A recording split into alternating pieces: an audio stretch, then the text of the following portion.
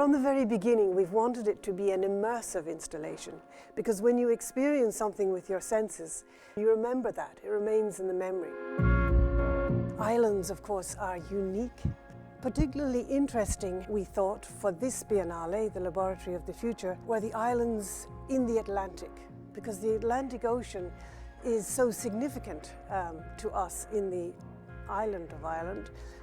But also, if you live on a rock in the middle of the Atlantic, everyday life is tied into the beautiful, wonderful, vast Atlantic, which is also ferocious. So in that sense, the people who have lived in those places have lived with climate adversity for centuries.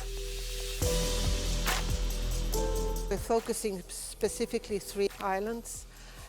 One is Inishmaan, which is represented by a film. We have represented another island, Skellig Michael, in wool.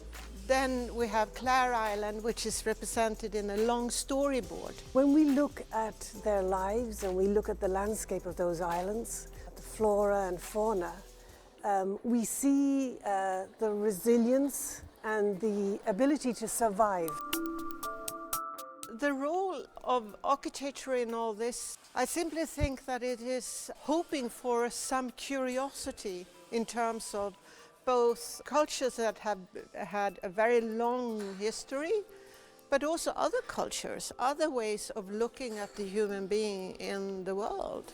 We begin to see architecture in, let's say, a deeper way, and then we realize that now, who are we building for now? We're building not just for humans, but for all of the creatures that we share the planet with.